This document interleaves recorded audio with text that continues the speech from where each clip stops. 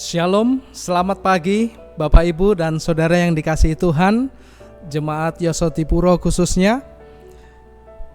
Kita patut bersyukur pada pagi hari ini kita boleh bertemu di renungan pagi yang singkat ini.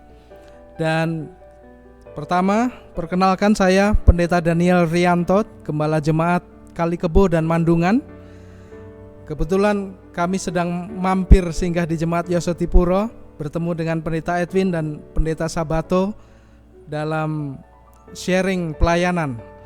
Pagi hari ini saya akan menyampaikan firman Tuhan tentang pendidikan Kristen. Pendidikan Kristen tentunya berbasis kepada Alkitab saja dan hanya Alkitab. Bapak, Ibu, dan Saudara yang dikasihi oleh Yesus Kristus, pada pagi hari ini saya akan mengangkat satu ayat firman Tuhan yang terdapat di dalam 2 Timotius 3 ayat 16. Tidak asing ayat ini bagi kita. Dalam 2 Timotius 3 ayat 16, di sana ditulis demikian bunyinya, segala tulisan yang diilhamkan Allah memang bermanfaat untuk mengajar, untuk menyatakan kesalahan, untuk memperbaiki kelakuan, dan untuk mendidik orang dalam kebenaran.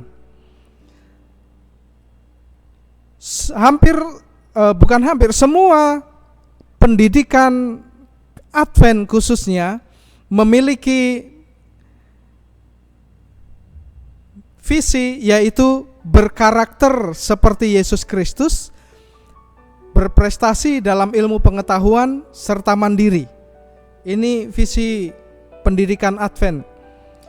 Dan kita tahu bahwa tujuan pendidikan Kristen dimanapun berada ingin membawa anak-anak peserta didik untuk dituntun menjadi murid Yesus. Dan kita yakin bahwa pendidikan Kristen harus bersumber pada Alkitab.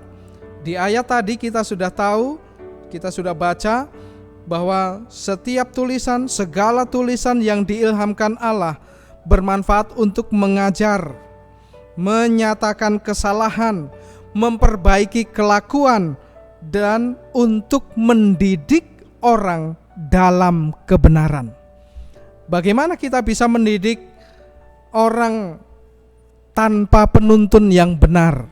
Tentunya sekolah-sekolah Kristen harus memiliki dasar yang utama, yaitu Alkitab sebagai sumber hikmat dan ajaran bagi para pengajar yang mau menerima dan melakukan ajaran Alkitab dengan tulus dan rendah hati, sebelum nantinya akan diajarkan kepada peserta didik atau murid-murid mereka. Jadi terlebih dahulu Bapak Ibu guru sebagai pengajar harus belajar dari Alkitab. Alkitab adalah kitab undang-undang, yaitu kitab hukum dan peraturan yang bersumber pada Allah saja.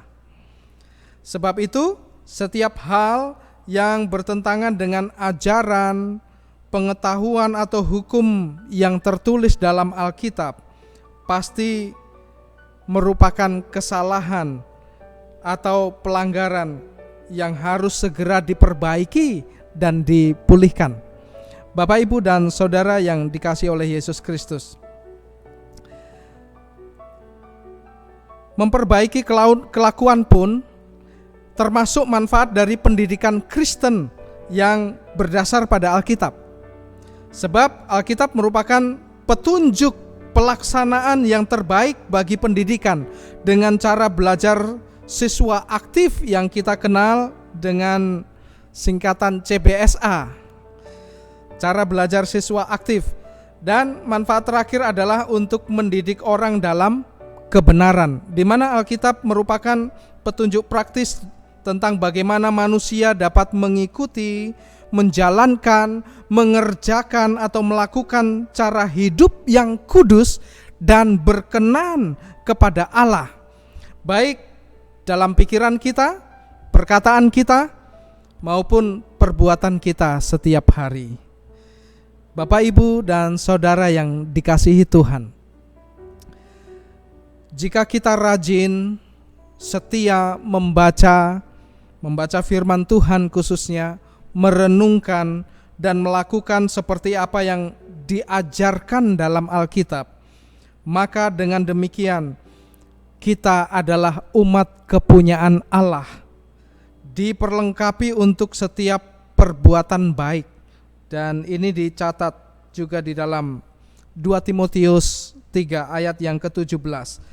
Dengan demikian tiap-tiap manusia mempunyai, dengan demikian tiap-tiap manusia kepunyaan Allah diperlengkapi untuk setiap perbuatan baik.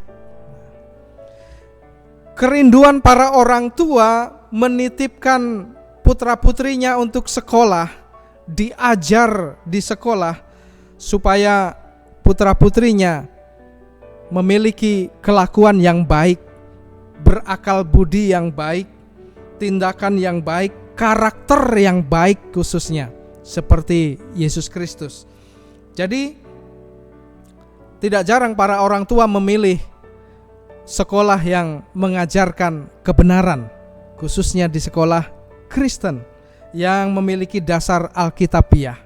Bapak, Ibu, dan Saudara yang dikasihi oleh Yesus Kristus, biarlah pagi hari ini kita semua boleh mengandalkan Tuhan. Sebelum kita mengirimkan anak kita ke sekolah, saat ini anak-anak kita sekolah melalui daring atau online. Sebelum anak-anak kita belajar secara daring dari sekolah, mari kita ajarkan dahulu di rumah kita bersama dengan keluarga kita, agar anak-anak kita ini boleh memiliki dasar yang kuat, dasar firman Tuhan yang kuat bersama dengan keluarga. Tuhan akan memampukan kita ketika kita meminta kepada Tuhan, supaya Tuhan memberikan hikmat kepada para orang tua untuk menjadi pengajar pertama di rumah. Para orang tua akan menjadi pendidik-pendidik di rumah tangga untuk putra-putrinya terlebih dahulu. Baru putra-putrinya akan dikirimkan untuk dididik di sekolah. Bapak, Ibu, dan Saudara yang dikasihi Tuhan, inilah renungan singkat kita pagi hari ini. Mari kita berdoa terlebih dahulu. Bapa di surga, terima kasih atas firman-Mu. Kiranya Tuhan mampukan kami untuk selalu menjadikan Alkitab sebagai dasar pendidikan Kristen, agar memiliki dampak yang dirasakan banyak orang di sekitar kami. Dan kami sebagai orang tua, sebagai tenaga pengajar, akan menerima hikmat surga, agar kami boleh mengajarkan kebenaran kepada anak-anak kami, juga anak-anak peserta didik di sekolah. Terima kasih Tuhan. Di dalam nama Yesus Kristus kami berdoa dan mengucap syukur. Amin.